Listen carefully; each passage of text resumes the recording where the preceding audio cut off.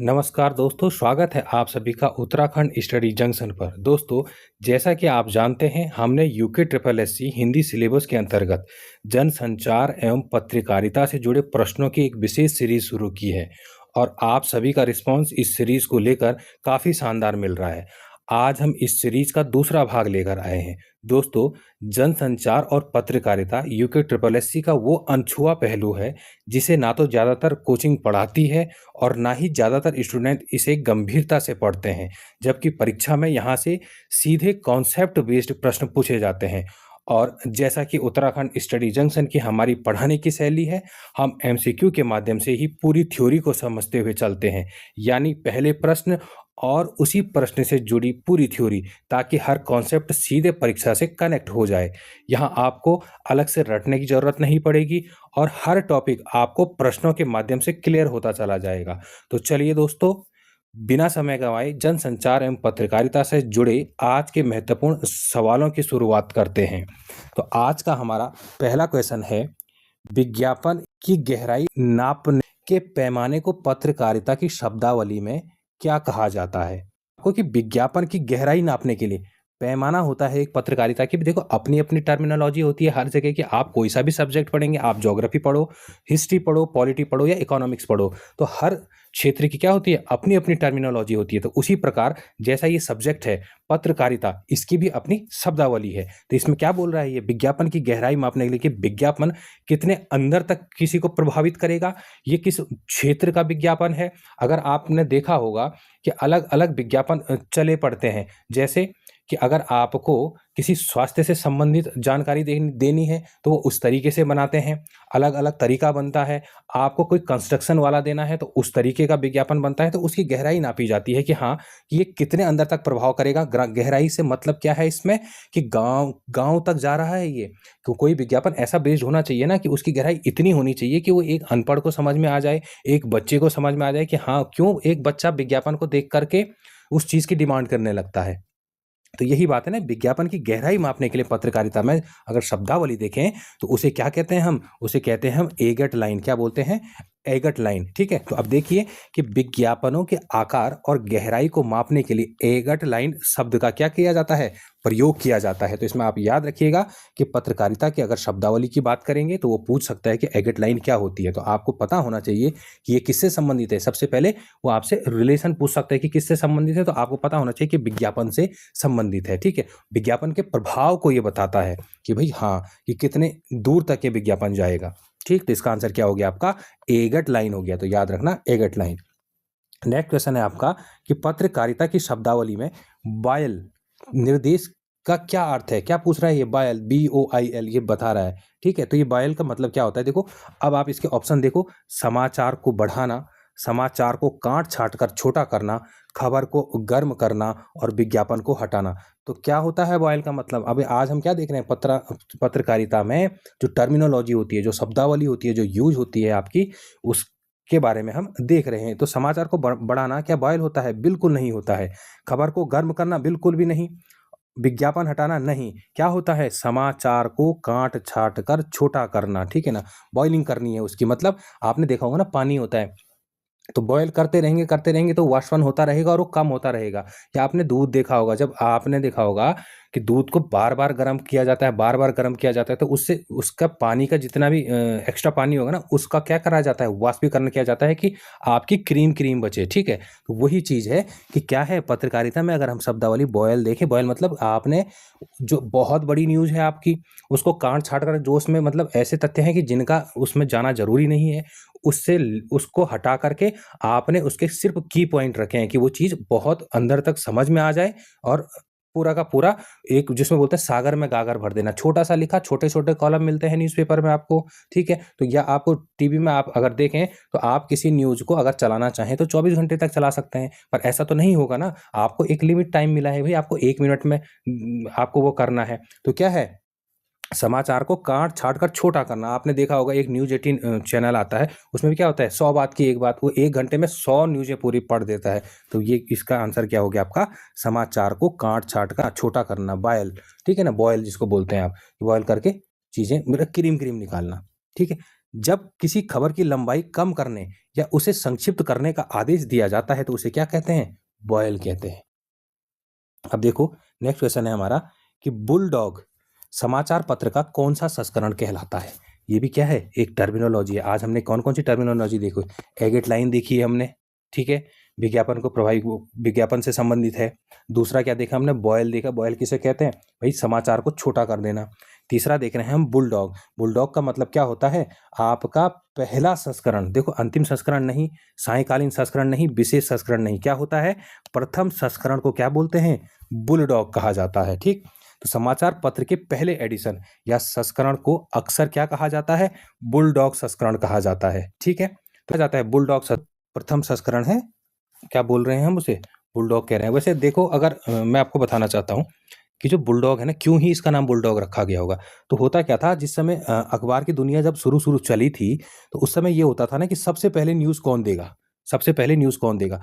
तो क्या होता था कि सारे अखबारों का ये रहता था कि हमारा फर्स्ट एडिशन में जो रात की खबर है वो सबसे पहले न्यूज़ में आनी चाहिए।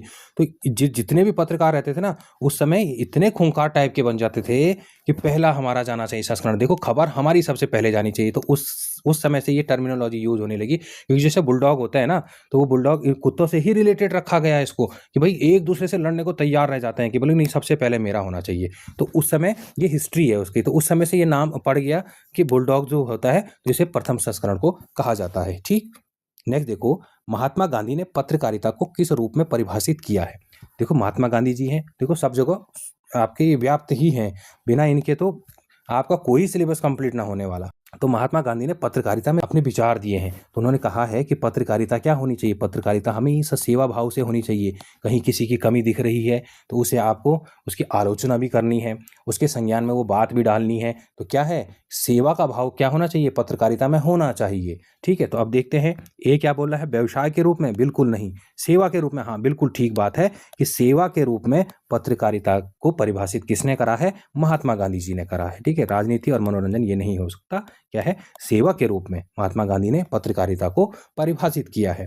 अब विश्लेषण देखो, गांधी जी का मानना था कि पत्रकारिता का एकमात्र उद्देश्य क्या है? लोक सेवा है और सच्चाई का प्रसार होना है। देखो चौथा स्तंभ बोलते हैं ना हम पत्रकारिता को, कि ये सच्चाई से आपका सामना कराता है। भाई देखो असली चीज में क्या चल रहा है, राजनेता कुछ अलग चीज बोलते हैं। आपको जब डेटा मिलता है तो आपको अखबारों के माध्यम से या न्यूज चैनल के माध्यम से जब ओरिजिनल डेटा मिलता है तब आपको पता चलता है ना कि ये राजनीतिक जो हथकंडे हैं ये झूठ बोल रहे हैं, या ये हमें उलझा रहे हैं, या हमें अनपढ़ समझ रहे हैं। तो उस तरीके से आप लोगों का क्या होता है, एक परसेप्शन बनता है कि नहीं, जो अखबार में आया, अखबार क्या दे रहा है हमें? सही चीज परोस रहा है। ठीक, तो क्या होना चाहिए? तो गांधी जी का क्या मानना रहा? पत्रकारिता क्या है? एक लोक सेवा है।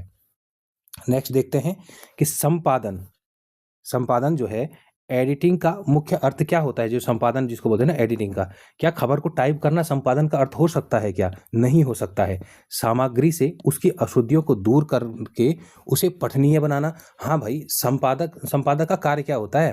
भाई सारी जगह से न्यूज़ आई, उसको एक बार उसकी प्रूफ रीडिंग करी, फिर उसका संपादन करा, हाँ यहाँ से ओके बोल दिया बिल्कुल कि आप अब ये छपने के लिए तैयार है। तो वो किसका काम होता है? संपादन का होता है ना, संपादकीय का होता है। तो क्या होना चाहिए इसका आंसर? संपादन का जो मुख्य अर्थ होता है कि सामग्री से उसकी अशुद्धियों को दूर करके उसे पठनीय बनाना। हाँ, जब संपादन हो जाएगा, एक संपादक इसीलिए रखा जाता है कि जब लास्ट आपका पूरा का पूरा मैटर इकट्ठा हो गया, न्यूज़पेपर छपने को तैयार हो गया, पहले वो डेस्क में आता है, वहाँ पर उप संपादकीय उसे देखता है, छांट करके एक पूरा फॉर्मेट बना देता है। उसके बाद लास्ट में प्रूफ रीडिंग के लिए संपादक के पास जाएगा, उसके बाद संपादक उसे हाँ यस ओके कर देगा, उसके बाद वो छप जाएगा। तो क्या है?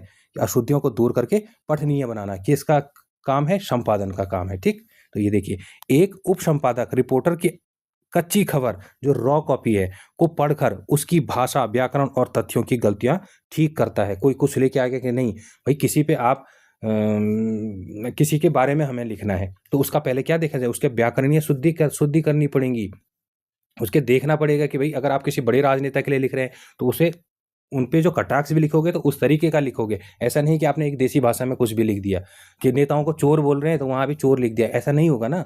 तो क्या होगा? बिल्कुल अशुद्धियाँ दूर करी जाएंगी, उसे पठनीय बनाना पड़ेगा भाई, कि उसका समाज में भी तो असर पड़ना है ना। तो इसलिए आपका क्या है? संपादन का मतलब होता है सामग्री से उसकी अशुद्धियों को दूर करके उसे क्या बनाना? पठनीय बनाना। ठीक, नेक्स्ट क्वेश्चन है हमारे पास कि संपादन के सिद्धांतों में वस्तुपरकता, जिसको बोलते हैं ऑब्जेक्टिविटी, का क्या तात्पर्य है? ऑब्जेक्टिविटी होती क्या है? देखो, ऑब्जेक्टिविटी होती है कि निष्पक्षता। जब कोई, क्या बोलते हैं, जैसे कोई संपादक है, वो अपनी व्यक्तिगत राय, पसंद या नापसंद, भावनाओं को किनारे रखकर केवल सच को सामने रखता है ना, उसे क्या कहते हैं हम संपादकीय इसमें, पत्रकारिता की दुनिया में उसे कहते हैं वस्तुपरकता। वैसे ही वस्तुपरकता आपके अलग अलग सब्जेक्ट में आती है। आपका एथिकल में भी वस्तुपरकता आती है। आपका ऑफिस में कैसा व्यवहार होना चाहिए, आप किस तरीके से किसी घटना को देख रहे हो, तो वैसे के वैसे उसको प्रदर्शित करना, जैसा आपको महसूस हुआ वैसा आपने आगे बताया। आपकी उसमें अपनी राय नहीं थोपोगे किसी पे, तो क्या हो गया इसमें? अब देखते हैं, संपादन के सिद्धांतों में वस्तुपरकता की ये बात कर रहा है, तो खबर में अपनी राय डालना नहीं भाई, थोपना ही नहीं है अपनी बात। तो ऐसा नहीं कि मुझे ये पसंद नहीं है, मैं किसी एक पक्ष का पत्रकार हूं, मैं किसी एक विचारधारा को फॉलो करता हूं, तो दूसरे से मैं वैसे ही प्रश्न पूछूं? नहीं, गलत को गलत कहना, सही को सही कहना, ये होता है वस्तुपरकता। तो खबर में अपनी राय डालना हो सकता है क्या वस्तुपरकता? नहीं। खबर को सनसनीखेज बनाना, नहीं भाई, सच्चाई दिखानी है। केवल एक पक्ष की बात सुनना, बिल्कुल नहीं। क्या करना है? निष्पक्ष रहना है। तो कैसे रहोगे? तथ्यों को उसी रूप में दिखाना या उसी रूप में प्रस्तुत करना जैसा कि वो घटित हो रहा है। तो जैसे आजकल के वर्तमान में अगर आप पत्रकारिता देखो, तो आपको पता चल जाएगा कि आप जिस पत्रकार की बात सुन रहे हो ना, तो आपको पता चल जाएगा कि इसकी विचारधारा किस पार्टी से जुड़ी हुई आपको लगती है। पर बहुत से आपको स्वतंत्र पत्रकार भी ऐसे मिलेंगे कि जो बिल्कुल सही को सही, गलत को गलत कहने में कोई गुरेज नहीं करते। तो वैसे पत्रकारों की जरूरत होती है। उन्हीं को तो क्या कहा गया है, आपका लोकतंत्र का चौथा स्तंभ कहा गया है।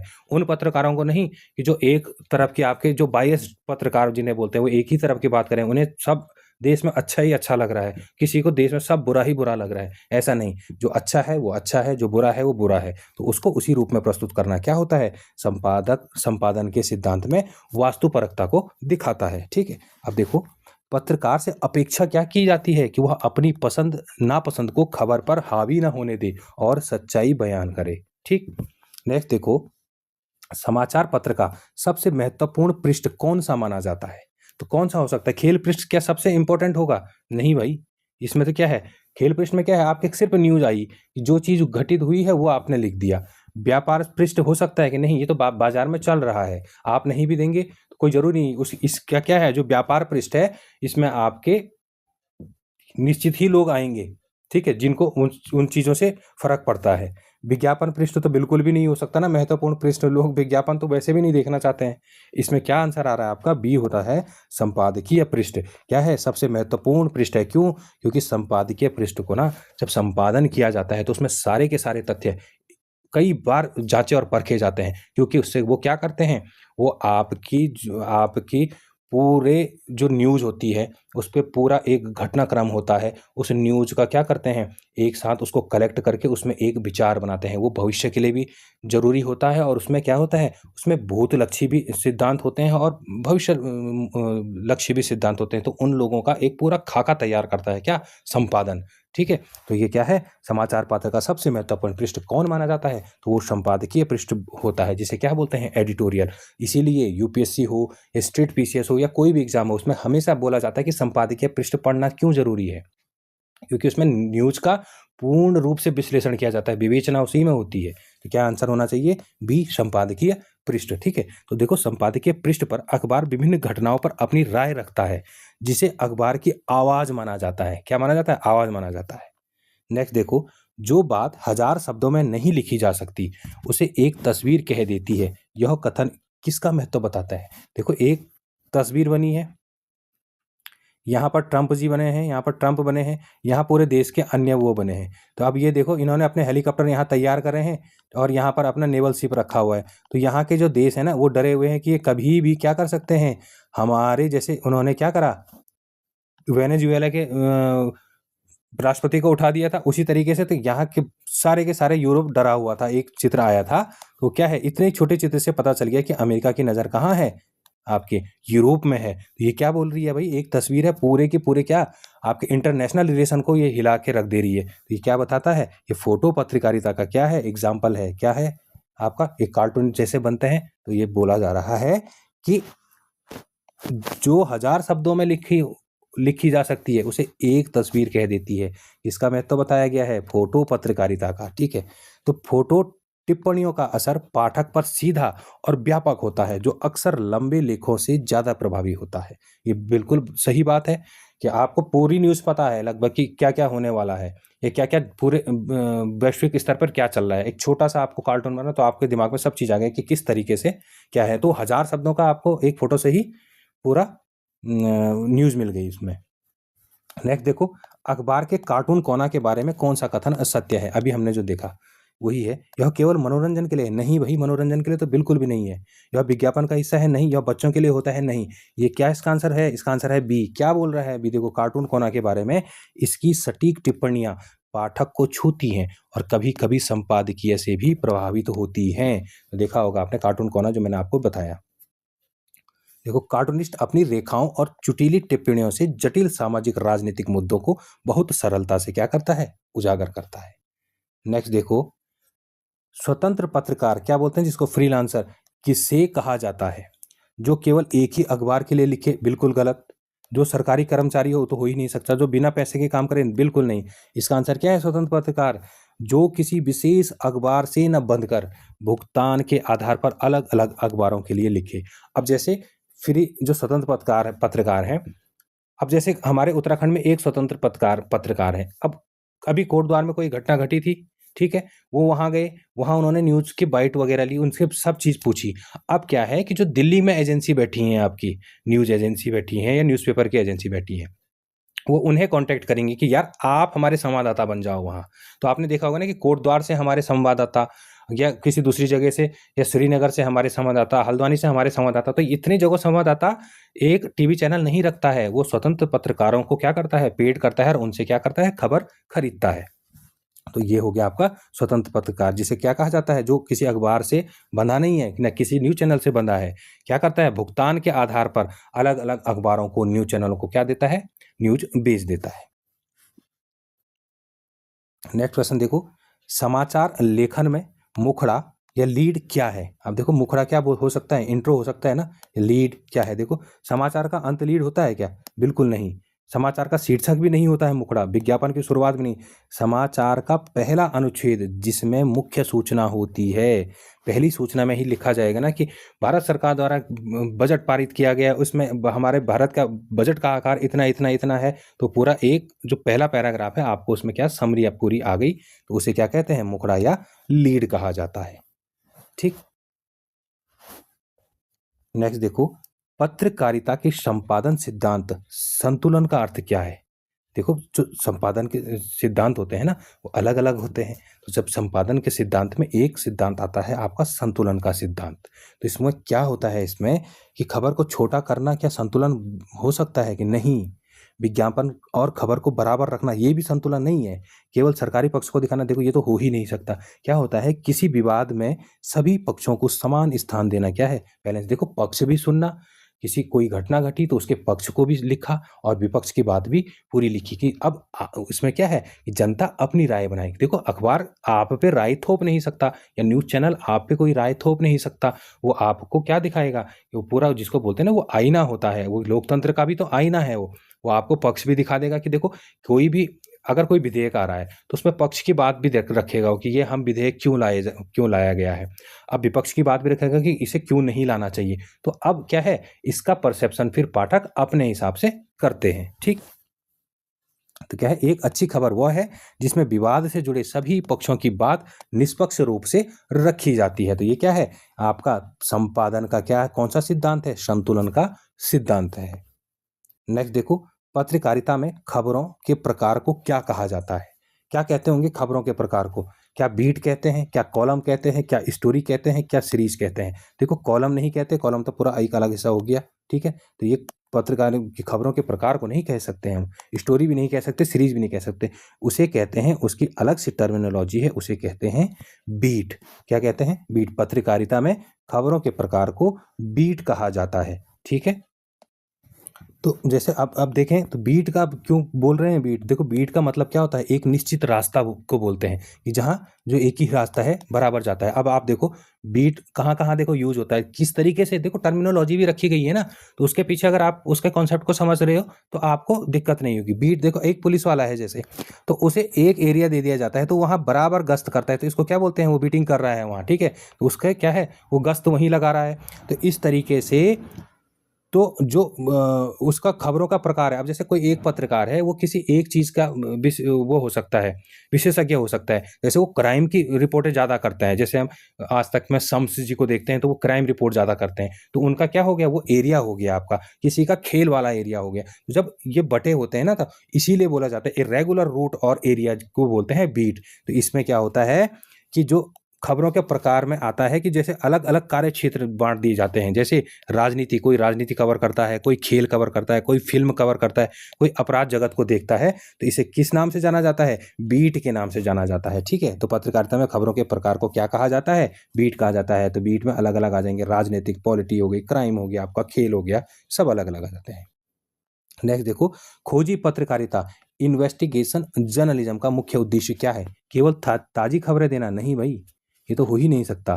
गहराई से छानबीन करके छिपे हुए तथ्यों या भ्रष्टाचार को उजागर करना। देखो लग भी रहा है ना कि यही आंसर होना चाहिए, और ऐसे ही देखना एग्जाम में ऐसे ही आते हैं, थोड़ा बहुत मिलते जुलते आपके ऑप्शन होंगे तो वहां आदमी फंस जाता है। तो इसलिए अगर आपका कॉन्सेप्ट पूरा क्लियर है तो आपको पूरी लाइन वहां पर समझ आ जाएगी कि इसका आंसर यही होना चाहिए। फिर हम इतनी अच्छी प्रैक्टिस करके चले जाएंगे कि कोई दिक्कत हमको आने वाली नहीं है।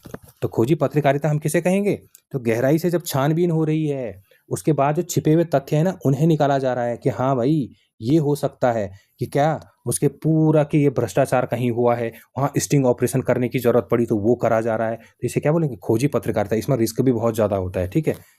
तो यह है आपका खोजी पत्रकारिता को क्या बोला हमने, आंसर क्या आया, गहराई से छानबीन करना और तथ्यों को उजागर करना। नेक्स्ट है देखो, निम्नलिखित में से कौन वेब पत्रकारिता का माध्यम नहीं है। वेब मतलब आपको पता है इंटरनेट से रिलेटेड है सारा का सारा, ठीक।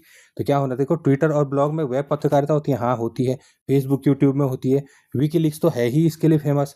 सरकारी राजपत्र, देखो ये हमारा बिल्कुल डिफरेंट चीज़ है, ठीक है। सरकारी राजपत्र वेब पत्रकारिता नहीं है, ये तो वैसे ही छप के आता है, उसके बाद ये न्यूज़ चैनलों को भेजा जाता है। तो पहले क्या छपता है, आपका सरकारी राजपत्र पर छपता है, ये क्या है, गजट है, ये क्या है, डिफरेंट थिंग है। देखो ट्विटर, फेसबुक, यूट्यूब और ब्लॉग इंटरनेट वेब पत्रकारिता के आधुनिक और सशक्त क्या है, माध्यम हैं।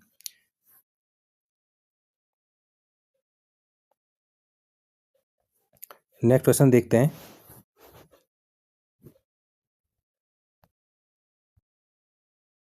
टेलीविजन की भाषा के संदर्भ में दृश्य श्रव्य ऑडियो विजुअल के माध्यम होने का क्या लाभ है।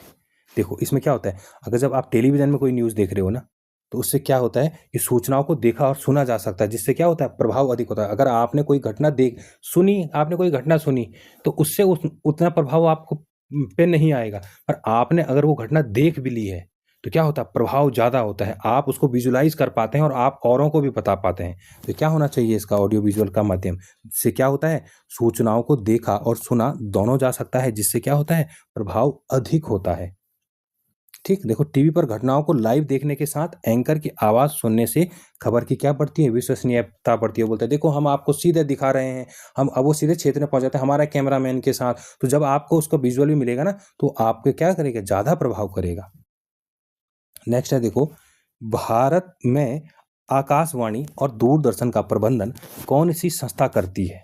तो कौन सी संस्था करती है, आपकी नीति आयोग क्या आकाशवाणी और दूरदर्शन का प्रबंधन करेगी, नहीं। क्या करेगी, प्रसार भारती, जो प्रसार भारती है ना, जहाँ से आकाशवाणी और दूरदर्शन आता है। आपने देखा होगा जब भी आपका दूरदर्शन, आपने टीवी देखी होगी तो उसमें क्या आता है, जब भी उसका पूरा लोगो आता है दूरदर्शन का, तो उसमें नीचे से क्या लिखा आता है, प्रसार भारती, ठीक है। तो क्या आंसर होना चाहिए इसका, प्रसार भारती। देखो प्रसार भारती एक क्या है, स्वायत्त संस्था है जो आकाशवाणी और दूरदर्शन के संचालन का कार्य करती है।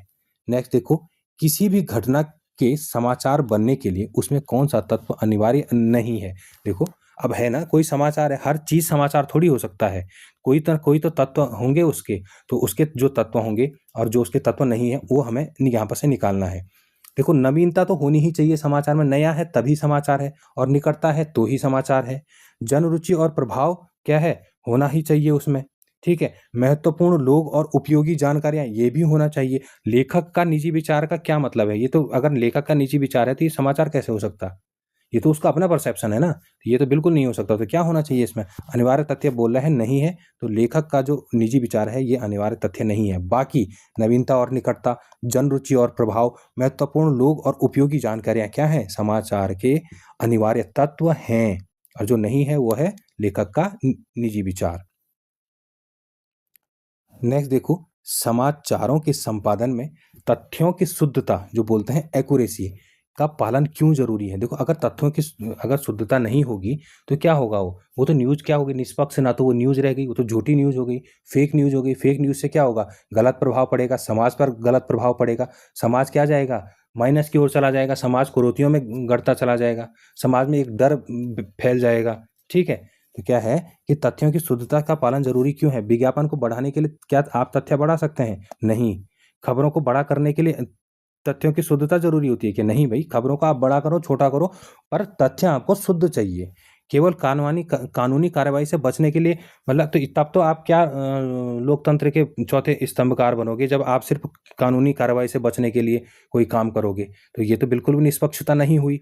क्या होना चाहिए आंसर? समाचार संगठन की साख और विश्वसनीयता बनाए रखने के लिए तथ्यों की क्या है? शुद्धता जरूरी है। अब कोई न्यूज चैनल ऐसा है जो बिल्कुल आपको क्या बोल रहा है, जो तथ्यों पे बात ही नहीं कर रहा है, किसी एक विचारधारा में बहे जा रहा है, किसी एक ही विचारधारा की बात कर रहा है, वहाँ तथ्यों की शुद्धता है ही नहीं। वो सिर्फ आपके किसकी बात कर रहे हैं? आप उसने एक पार्टी चूज करी है, या कई आपने ऐसे भी न्यूज चैनल देखे होंगे जो किसी पार्टी से स्पॉन्सर्ड होते हैं। कई क्या देखेंगे आजकल के अगर परिप्रेक्ष्य में, आपको पता होगा कि कौन किस पार्टी से क्या है स्पॉन्सर्ड है, वो उसी की बात करता है। तो वहाँ तथ्यों की शुद्धता मिलना आपको तो मतलब कंफर्म है ही नहीं कि आपको यहाँ तथ्य कहीं सही मिल होंगे। आपको तथ्य कहाँ से अलग, किसी दूसरी जगह से कोई दूसरे तथ्य मिलते हैं।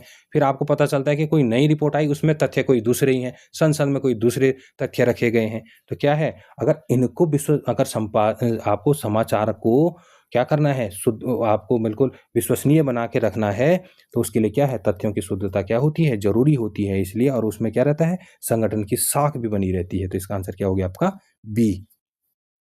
नेक्स्ट देखो, संवाददाता जो रिपोर्टर है और उप संपादक जो क्या है, सब एडिटर के कार्य में मुख्य अंतर क्या है? देखो, संवाददाता का क्या कार्य होता है और उप संपादक का कार्य क्या होता है? देखो, जो रिपोर्टर होता है वो खबरें लिखता है। उसने खबर लिखी, वो तो उस क्षेत्र में है ना जहाँ से वो खबर भेज रहा है। उसने खबर लिख के दे दी। अब क्या करेगा? जो उप संपादक है उसे सुधारेगा। वो तो पूरा लिख करके उसने तो 5 पेज में लिख के दे दिया। अब जो संपादक है ना, उप संपादक है, उसको पता है कि इस न्यूज़ के लिए इस न्यूज़ की कितनी इंपॉर्टेंस है, इसे कितनी जगह देनी है। क्योंकि देखो, समाचार तो एक दिन में कम से कम 500 समाचार आ रहे हैं ना। अब एक न्यूज़पेपर में कहाँ पर किसकी ज़्यादा इंपॉर्टेंस है, देखो उसको पता है कि राजनीतिक मुद्दा सबसे पहले रखना है, उसके बाद आपके क्षेत्र के मुद्दे रखने हैं, उसके बाद क्या रखना है, आपका खेल वाला रखना है, उसके बाद आपका जो आपने देखो ज्योतिष वाला, ये भी रखना ही रखना है, थोड़ा बहुत इंटरनेशनल भी रखना है। तो वो उस तरीके से रखेगा ना, तो क्या करेगा, उसे सुधारेगा, उसे छोटा करेगा कि कितनी इंपॉर्टेंस है। तो ये किसका कार्य है? ये उप संपादक का कार्य होता है। और रिपोर्टर का क्या कार्य है? उसने तो लिख के दे दिया। अब उसने 4 पेज में लिख के दिया। अब उप संपादक उससे क्रक्स निकालेगा, उसका क्रीम निकालेगा और उसे छापेगा, ठीक है। अब देखो, रिपोर्टर घटना स्थल से खबर लाकर लिखता है, जबकि उप संपादक डेस्क पर बैठकर उसे व्याकरण और तथ्यों के अनुसार शुद्ध करता वह चलता है, ठीक है। तो उम्मीद है आज का ये वीडियो आपको नया लगा होगा, आपकी तैयारी को सही दिशा दे रहा होगा और परीक्षा के लिए उपयोगी साबित होगा। अगर आपको यह वीडियो सच में मददगार लगा हो तो वीडियो को लाइक ज़रूर करें, उत्तराखंड स्टडी जंक्शन को सब्सक्राइब करें और अपने दोस्तों के साथ शेयर करना ना भूलें। दोस्तों, यह सीरीज़ आगे तभी कंटिन्यू रखी जाएगी जब हमें आप सभी का अच्छा, पॉजिटिव और लगातार रिस्पॉन्स मिलता रहेगा। हमारा मकसद सिर्फ वीडियो बनाना नहीं है, बल्कि आपको कम पढ़ाकर, सही पढ़ाकर परीक्षा में फ़ायदा पहुँचाना है। तो जुड़े रहिए उत्तराखंड स्टडी जंक्शन के साथ। मिलते हैं अगली क्लास में, तब तक पढ़ते रहिए, मेहनत करते रहिए। धन्यवाद।